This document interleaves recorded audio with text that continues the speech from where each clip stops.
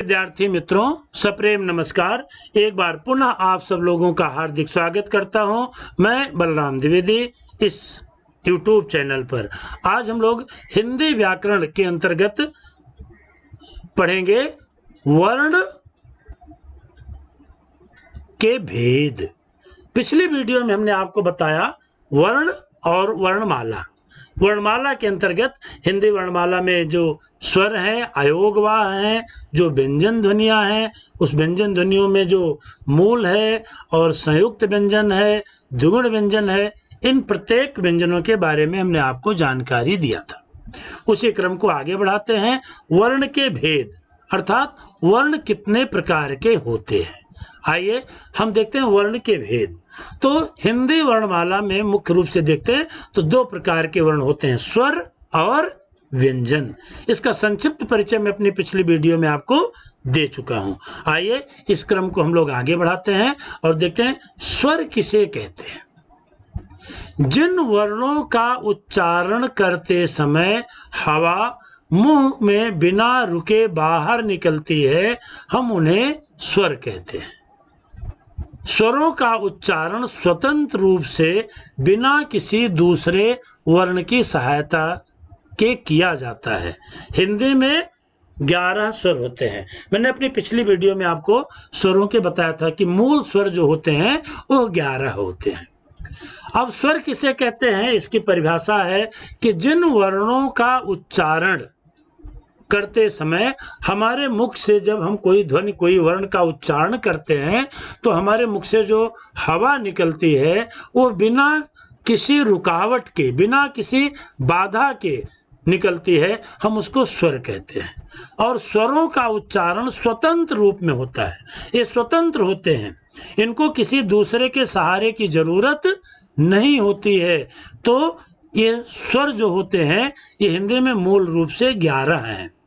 इन स्वरों को आ, ई, उ, री, ऐ, ओ, औ। तो इस तरह से हिंदी व्याकरण के अंतर्गत स्वरों की जो मूल संख्या है वो 11 होती है और ये स्वतंत्र रूप से उच्चारित किए जाते हैं, बोले जाते हैं। प्रिय विद्यार्थियों, आइए अब हम लोग देखते हैं कि जो स्वर होते हैं, जो स्वर है, अभी हमने जो बताया कि स्वर स्वतंत्र होते हैं, इसका उच्चारण हम बिना किसी दूसरे स्वर की सहायता से कर सकते हैं। तो हिंदी व्याकरण के अंतर्गत जो स्वर हैं उसके भेद, स्वर के मुख्य 3 भेद हैं, ह्रस्व स्वर, दीर्घ स्वर और प्लुत स्वर।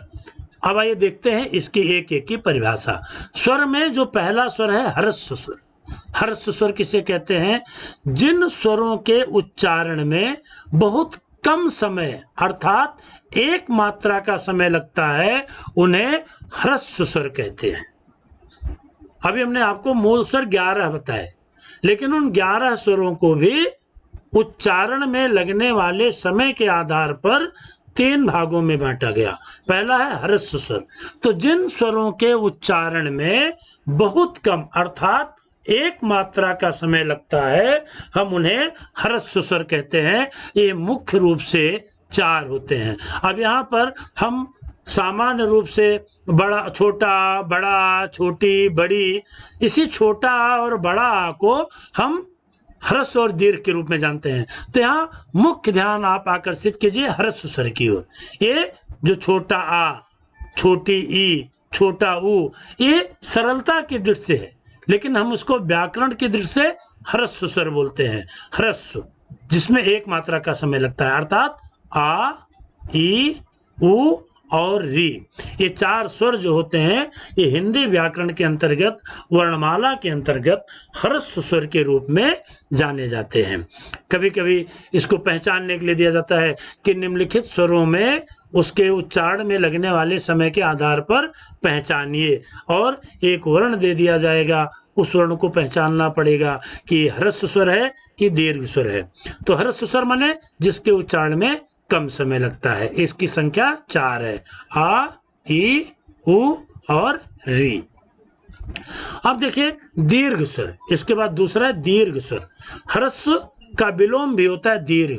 दीर्घ माने जिन स्वरों के उच्चारण में ह्रस्व स्वर से लगभग 2 गुना अर्थात 2 मात्रा का समय लगता है उसे हम दीर्घ स्वर कहते हैं। और दीर्घ स्वर 7 होते हैं। आ, ई, उ, ए, ऐ, ओ और औ। तो ये 7 और ओ ह्रस्व स्वर जो है तो ये 4, कुल मिलाकर के स्वर जो है 11 है, जो कि ह्रस्व स्वर के रूप में 4 और दीर्घ स्वर माने जिसके उच्चारण में 2 मात्रा का समय अर्थात ह्रस्व स्वर से दुगना समय लगता है, हम इसको दीर्घ स्वर कहते हैं। इसकी संख्या कुल 7 है। इस तरह से आ, ई, उ, ए, ऐ, ओ और औ, ये 7 जो स्वर हैं हम इसको दीर्घ स्वर के रूप में जानते हैं। अब 4 और 7 कुल मिलाकर के 11 हो गए। तीसरा जो प्लुत स्वर होता है ये स्वर का तीसरा भेद है। अब जिन स्वरों में उच्चारण के आधार पर ह्रस्व स्वर से 3 गुना समय लगता है हम उनको प्लुत स्वर कहते हैं। ये जो है स्वर का कोई निश्चित ऐसा चिन्ह नहीं है।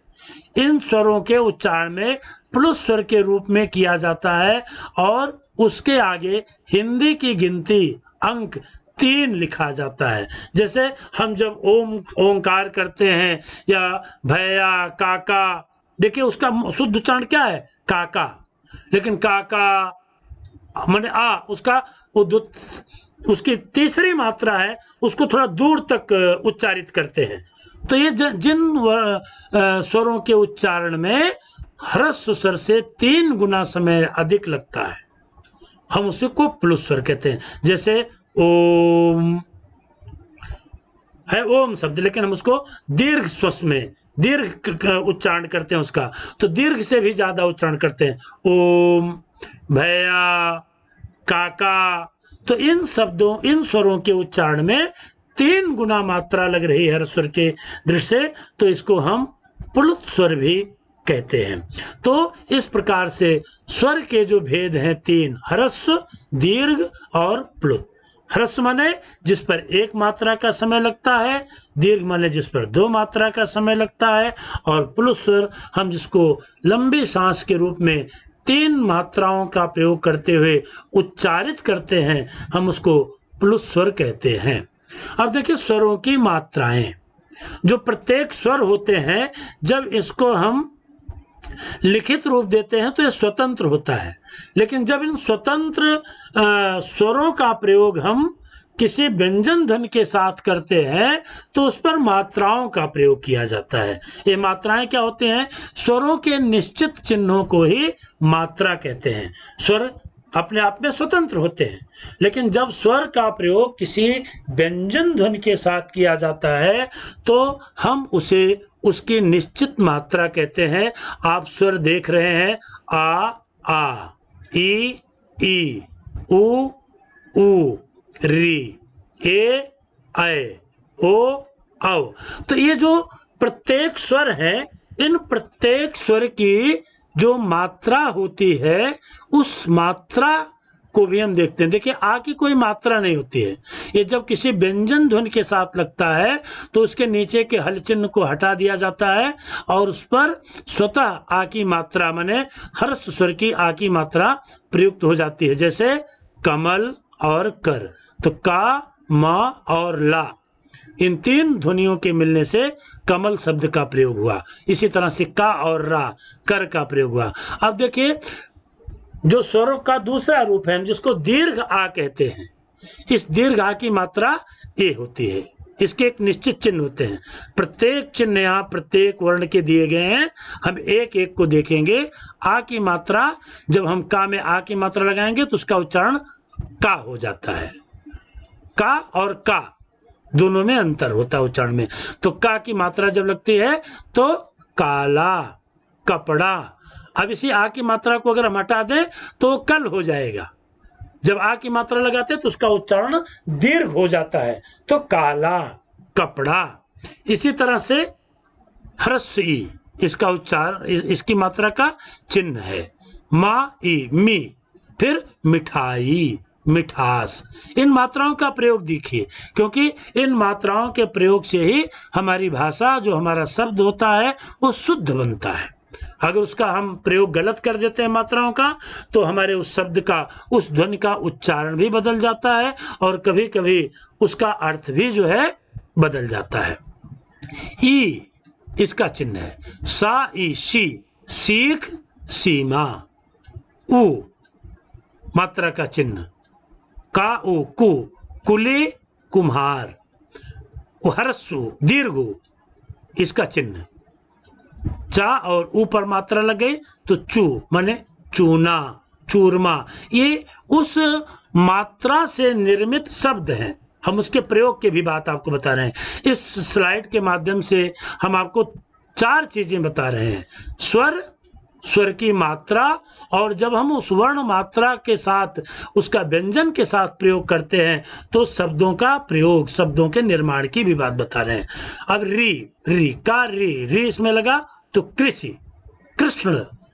हिंदी में इसका उच्चारण री के रूप में किया जाता है, कृषि, कृष्ण। फिर ए का चिन्ह है, ठा ए ठे ठेला, ठेस। अय में लगा, माँ में अय लगा, मैं मैला, मैच। ओ का चिन्ह है, का में ओ लगा, को कोयल, कोमल। औ उसमें औ की मात्रा लगी तो का में औ लगा, कौ कौन, कौतूहल। तो प्रिय विद्यार्थी मित्रों, स्वरों की मात्रा को सीखना बहुत आवश्यक है। माध्यमिक कक्षा के विद्यार्थियों को प्रत्येक जो स्वर के वर्ण होते हैं उसकी निश्चित मात्रा के चिन्ह का विशेष ध्यान देना चाहिए, क्योंकि इन्हीं वर्णों की मात्राओं के प्रयोग से, इन्हीं स्वरों की मात्राओं के प्रयोग से हम शब्द का जब प्रयोग करते हैं तो उसको हम शुद्ध करते हैं। और हमने आपको बताया कि व्याकरण वो शास्त्र है, हम व्याकरण पढ़ रहे हैं भी, और व्याकरण वो शास्त्र है जो किसी भाषा को शुद्ध बोलना, शुद्ध लिखना और शुद्ध पढ़ना सिखाता है। तो स्वरों की मात्रा, ये व्याकरण के प्रत्येक पार्ट को, प्रत्येक अंग को आपको विशेष ध्यान देकर पढ़ना है। इसके साथ आप प्रत्येक मात्रा का प्रयोग करते हुए और 2-3 शब्दों का निर्माण, प्रयोग आप स्वतः भी कर सकते हैं। अब देखिए अगला है अयोगवाह। अयोगवाह क्या होता है? किसी स्वर के योग से जो सार्थक शब्द बनते हैं वह अयोगवाह होते हैं। इनकी स्वतंत्र गति होती है, न इन्हें स्वर कह सकते हैं और न ही व्यंजन। ये देखिए अयोगवाह स्वर और व्यंजन दोनों के साथ लगते हैं। अयोगवाह जैसे अभी हमने बताया था, जिसको हम लोग बोलते हैं अम और अ, तो इसको व्याकरण की दृष्टि से जो अयोगवाह होते हैं ये अपने आप में एक स्वरों के योग से शब्द बनते हैं और न ये स्वर कहला सकते हैं न व्यंजन। इसीलिए इसको हिंदी व्याकरण में एक अलग नाम दिया गया, अयोगवाह। ये संस्कृत से आया है। जैसे आपको 3 मैं उदाहरण दिखा रहा हूं। अंगार, तो अंगार में ये जो बिंदु लगता है ऊपर, अंक बिंदु, हम इसको अनुस्वार कहते हैं। इसी तरह से प्रातः में ये जो 2 बिंदु ऊपर नीचे लगे हुए हैं ये भी विसर्ग का चिन्ह है और हम इसका उच्चारण हा के रूप में करते हैं। प्रातः, अनुस्वार का उच्चारण आधा ना के रूप में करते हैं और ये जो विसर्ग चिन्ह होता है इसका उच्चारण हम हा के रूप में करते हैं। और तीसरा चिन्ह है हम जिसको चंद बिंदु के रूप में प्रयोग करते हैं, इसको हम व्याकरण की दृष्टि से अनुनासिक कहते हैं और इसका उच्चारण हम नाक और मुंह दोनों के सहयोग से करते हैं। आधा ना के उच्चारण के रूप में ना करते हुए बल्कि नाक और मुंह से इसकी ध्वनियां निकलती हैं। अंधेरा, अगर इस पर अंधेरा में अनुस्वार लगाएंगे तो उसका उच्चारण अंधेरा हो जाएगा, लेकिन अगर अनुनासिक का प्रयोग होगा तो अंधेरा शब्द है। तो इस तरह से हम अनुस्वार, विसर्ग और अनुनासिक का एक विशेष क्लास में आप इसको और विस्तार से बताएंगे। यहाँ केवल सूत्र मात्र परिचय आपको मैं बता रहा हूँ कि हिंदी वर्णमाला के अंतर्गत जो अयोगवाह होते हैं वो स्वतंत्र गति इनकी होती है। इन्हें ना तो स्वर कह सकते हैं और ना तो व्यंजन कह सकते हैं। ये स्वर और व्यंजन दोनों के साथ प्रयोग में आते हैं। इसके अपने अलग अलग उच्चारण सत्ता है, इनकी अपनी गति है, इनकी अपनी अलग अवस्था है। हम इसको अनुस्वार, विसर्ग और अनुनासिक के रूप में जानते हैं। तो आज की इस वीडियो में हमने जो वर्णमाला के भेद में आपको स्वर के भेद के बारे में बताया, ह्रस्व स्वर, दीर्घ स्वर, प्लुत स्वर और अयोगवाह के रूप में बताया। इसी के साथ आप सबका मैं बहुत बहुत धन्यवाद करता हूं, इस अपेक्षा के साथ कि आप इस वीडियो को लाइक करेंगे, सब्सक्राइब करेंगे और शेयर करेंगे। मैं एक सूचना भी आपको इस वीडियो के अंत में देना चाहता हूं। इसी क्रम की अगली वीडियो जिसमें हम व्यंजन ध्वनियों के भेद के बारे में आपको वहां पर विस्तार पूर्वक बताएंगे। ये वर्णमाला वर्ण विचार के अंतर्गत ही हम अपनी तीसरी वीडियो में आपके साथ मिलेंगे, जिसमें हम व्यंजन ध्वनियों के भेद के बारे में आपको विस्तार पूर्वक जानकारी देंगे। तब तक के लिए आप सबका बहुत बहुत धन्यवाद।